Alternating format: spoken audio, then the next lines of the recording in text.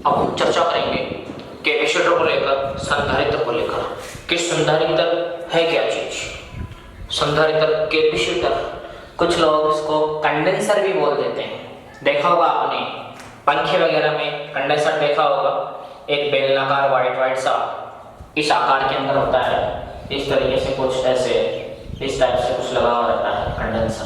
पंखे वगैरह में, पानी की मोटर वगैरह में इस टाइप का आपने देखा होगा वाइट सा। कई लोगों ने तो यहाँ तक कि उसे खोल के चेक भी किया होगा कि है क्या भला, तो वो कैपेसिटर, वो कंडेंसर, वही वाली बात है। तो हम पहले तो ये बात करते हैं कि ये कैपेसिटर होता क्या है, काम क्या करता है, ठीक है, इसका रोल क्या है। तो हमारे घर में कुछ उपकरण ऐसे होते हैं जिनको स्टार्ट होने के लिए बहुत ज्यादा ऊर्जा की आवश्यकता होती है, बहुत ज्यादा इलेक्ट्रिक एनर्जी की आवश्यकता होती है, और जिन उपकरणों को चलने में बहुत ज्यादा एनर्जी की आवश्यकता होती है उनको अचानक एनर्जी प्रोवाइड करवाने का काम करता है कैपेसिटर।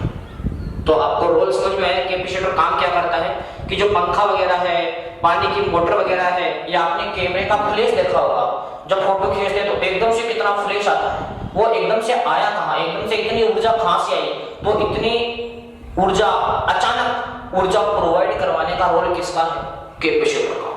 जहां भी अचानक एनर्जी प्रोवाइड करवाने का काम हो किसी भी उपकरण में, वहां हम यूज करते हैं कैपेसिटर का, ठीक है। अब देखिए तो कैपेसिटर किस तरीके से काम करता है, कैपेसिटर में होता क्या है। तो कैपेसिटर में आपको इस तरीके से दो प्लेटें मिलेगी, जब हम उसको खोल के देखते हैं तो इस तरीके से दो प्लेटें मिलेगी, ठीक। हम समझते हैं इसकी वर्किंग को कि कैपेसिटर किस तरीके से काम करता है। तो ये सपोज हमारे पास प्लेट है कैपेसिटर की, ये पॉजिटिवली चार्ज है कैपेसिटर की, ये कैपेसिटर नहीं है, केवल एक प्लेट मात्र है, एक प्लेट है केवल, इसके ऊपर पॉजिटिव चार्ज है। फिर क्या होगा, ये जो प्लेट थी, प्लेट नंबर फर्स्ट प्लेट, इस फर्स्ट प्लेट के पास में ये, इस प्लेट के पास में मैं इसी आकार की कोई दूसरी प्लेट लेके आता हूं। ये हमारे पास फर्स्ट प्लेट थी, फर्स्ट प्लेट, इस प्लेट के पास में मैं कोई दूसरी उदासीन प्लेट, अनावेशित प्लेट, ऐसी प्लेट लेके आता हूं जिसके ऊपर कोई आवेश नहीं। तो यहां प्रेरण की क्रिया होगी, प्रेरण की क्रिया होगी, और प्रेरण की क्रिया के दौरान क्या होगा कि ये वाली जो सरफेस है अंदर वाली, इसके ऊपर तो आ जाएगा, इसके ऊपर जितना धनावेश था उतना इसके ऊपर ऋणावेश आ जाएगा, और जितना इसके ऊपर ऋणावेश आया इसकी इधर बाहर वाली सतह के ऊपर उतना का उतना ही हमारे पास क्या आ जाएगा, धनावेश। अभी भी हम इस प्लेट के ऊपर बात करें, अभी भी इस प्लेट के ऊपर टोटल आवेश कितना है, तो हम कहेंगे कि अभी भी इस प्लेट के ऊपर टोटल आवेश 0 है। क्यों? क्योंकि जितना ऋणावेश है उतना का उतना ही क्या है, धनावेश। थर्ड स्टेप, अब हम क्या करेंगे, ये प्लेट हमारे पास ऐसे की ऐसी, ये हमारे पास प्लेट ऐसे की ऐसी, ये जो प्लेट थी, सेकंड जो प्लेट थी, इसको क्या कर दूंगा मैं, इसको अर्थिंग कर दूंगा, इसको भू संपर्कित कर दूंगा मैं, minus minus minus minus minus, इसको मैंने कर दिया साहब अर्थिंग, इस तरीके से, इस तरीके से। ध्यान दीजिए, ये ध्यान दीजिए, जैसे मैं इसको अर्थिंग करता हूं, इसका जो पॉजिटिव चार्ज था वो पूरा का पूरा चला गया कहां, पृथ्वी के अंदर, और इस प्लेट के ऊपर केवल और केवल क्या रहा, ऋणावेश। ये V, पृथ्वी का विभव याद रखेंगे दोस्तों, पृथ्वी का विभव कितना होता है, 0। पृथ्वी की धारिता कितनी होती है, अनंत। यदि पृथ्वी को एक गोलाकार चालक मान लो तो पृथ्वी की धारिता कितनी होती है, 711 माइक्रोफैराड। देखिए हम विभव का सूत्र पढ़ के आ रहे हैं, बार बार पढ़ा हमने, V = kq/r, V = kq/r। और विभव के न्यूमेरिकल सीखते समय हमने एक बात ये भी सीखी कि जब भी हम विभव पता करते हैं, आवेशों को हमेशा चिन्ह सहित लिखा जाता है। क्यों? क्योंकि विभव कैसी राशि है, अदिश राशि। यहां अगर आवेश पॉजिटिव है तो उसका विभव भी पॉजिटिव बनेगा। आवेश अगर नेगेटिव है तो उसका विभव भी क्या बनेगा, नेगेटिव। तो सीखने की बात क्या हुई कि धनावेश के कारण विभव का मान धनात्मक, धनावेश के कारण विभव का मान धनात्मक, ऋणावेश के कारण विभव का मान ऋणात्मक होता है। पृथ्वी का विभव कितना होता है, 0। वापस रिपीट कर रहा हूं दोस्तों, धनावेश के कारण विभव मतलब Q अगर पॉजिटिव है, अगर आपके पास प्लस Q है तो इसकी वजह से प्लस का भी बनेगा, अगर माइनस का Q है तो इसकी वजह से माइनस का भी बनेगा। ठीक है, धनावेश की वजह से विभव धनात्मक, ऋणावेश की वजह से विभव ऋणात्मक। और पृथ्वी का विभव कितना होता है, पृथ्वी का विभव होता है 0। फिर जो प्लस Q है, ध्यान दें दोस्तों, प्लस Q जो है वो हमेशा गति करता है उच्च विभव से निम्न विभव की ओर। ध्यान रखेंगे, उच्च विभव से किधर गति करेगा, ये धनावेश हमेशा उच्च विभव से निम्न विभव की ओर गति करता है, उच्च विभव से निम्न विभव की ओर गति करता है। धनावेश हमेशा उच्च विभव से निम्न विभव की ओर गति करता है, जबकि जो ऋणावेश है इसको निम्न विभव से उच्च विभव की ओर गति करता है। ऋणावेश हमेशा निम्न विभव से उच्च विभव की ओर गति करता है, धनावेश तो उच्च विभव से निम्न विभव की ओर गति करता है और ऋणावेश निम्न विभव से उच्च विभव की ओर गति करता है।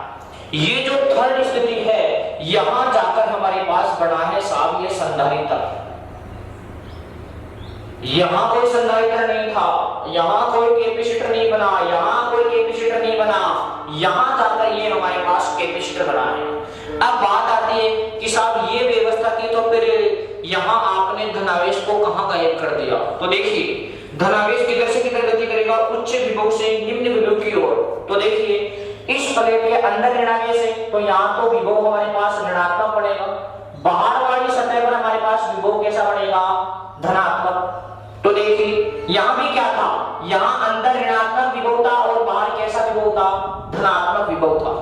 तो यहां पॉजिटिव विभव है, इस प्लेट के इस वाली सतह पर पॉजिटिव विभव था और पृथ्वी का विभव कितना था हमारे पास, 0। इधर धनावेश था तो धनावेश किधर से किधर गति करना चाहिए था, उच्च विभव से निम्न विभव की ओर। तो ये जो प्लेट थी ये तो उच्च विभव का भाग था और पृथ्वी निम्न विभव का सिरा था। तो पूरा का पूरा धनावेश किधर से किधर चला गया, उच्च विभव से निम्न विभव की ओर। क्यों, क्योंकि धनावेश गति करता है उच्च विभव से निम्न विभव की ओर। तो यहाँ पर विभव प्लस का था, यहाँ पर तो विभव 0 है, तो उच्च विभव का सिरा यही हुआ। तो इसका पूरा का पूरा धनावेश कहां चला गया, पृथ्वी के अंदर।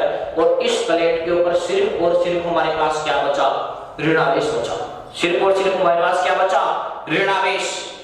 ध्यान में, धनावेश विभव के मान को बढ़ाता है, भाई विभव पॉजिटिव निकल के आता है, ऋणावेश विभव के मान को क्या करता है, घटाता है।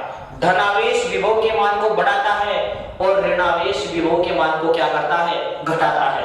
तो इस प्लेट के ऊपर हमारे पास यहाँ अब क्या है, ऋणावेश और धनावेश दोनों है या फिर केवल और केवल ऋणावेश है। बिल्कुल, यहाँ हमारे पास इस प्लेट के ऊपर क्या है, केवल और केवल ऋणावेश। तो ध्यान दीजिए, ऋणावेश है तो बोलो ऋणावेश विभव के मान को बढ़ाएगा, विभव के मान को घटाएगा। ऋणावेश जो है वो विभव के मान को घटाता है। तो देखिए हमने पढ़ा C = Q/V, C = Q/V। यहाँ अगर विभव घटा, यहाँ अगर विभव घटा तो डेफिनेट है कि धारिता का मान क्या होगा, बढ़ेगा। इसी सिद्धांत के ऊपर काम करता है संधारित्र। विभव के मान को घटाकर धारिता के मान को बढ़ाना, विभव के मान को घटाकर धारिता के मान को बढ़ाना, इसी सिद्धांत के ऊपर काम करता है कैपेसिटर।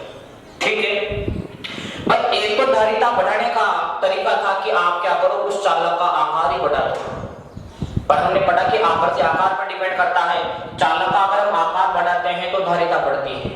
अब जैसे हमारे पास पंखा था, एग्जांपल लेकर पंखे का, तो पंखे में अगर हमें आवेश स्टोर करवाना है तो जाहिर सी बात है कि ऐसा कोई हम उपकरण लेंगे जिसका आकार बहुत ज्यादा हो, लेकिन आकार हम कितना बढ़ा सकते हैं।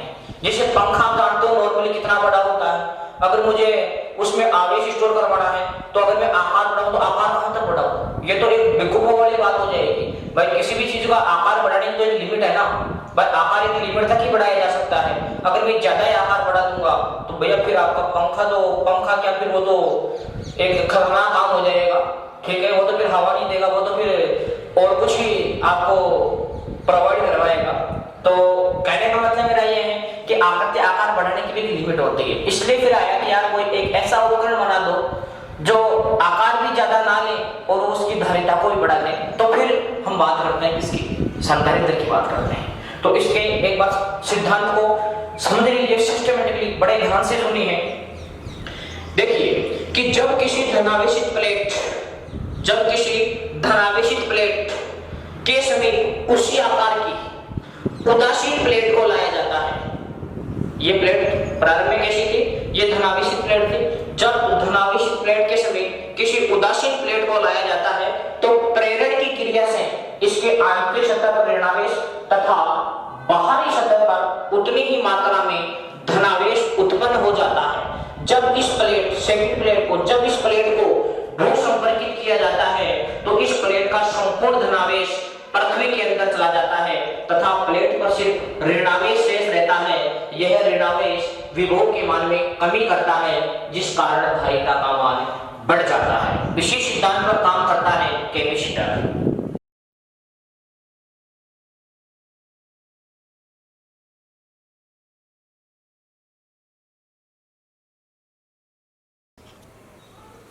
यदि संधारित्र का सिद्धांत एक नंबर में पूछा जाए तो हम केवल इतना लिखेंगे। ये बात बता रहा हूँ जो बच्चे बोर्ड क्लास के हैं। अगर संधारित्र का सिद्धांत केवल एक नंबर में पूछा जाए तो हमें केवल इतनी बात लिखनी है कि चालक के आकृति आकार में बिना कोई परिवर्तन किए विभव के मान को कम करके धारिता के मान को बढ़ाना। और यदि यही क्वेश्चन 2 नंबर में पूछा जाता है तो हम आराम से डायग्राम बना के, ये फर्स्ट स्टेप, फिर इसके बाद में ये हुआ, फिर इसके बाद में ये हुआ, डायग्राम बना के पूरी बात हम सिस्टमेटिकली लिखेंगे। Thank you. जय हिंद, जय भारत। फिर मिलते हैं नए वीडियो के साथ।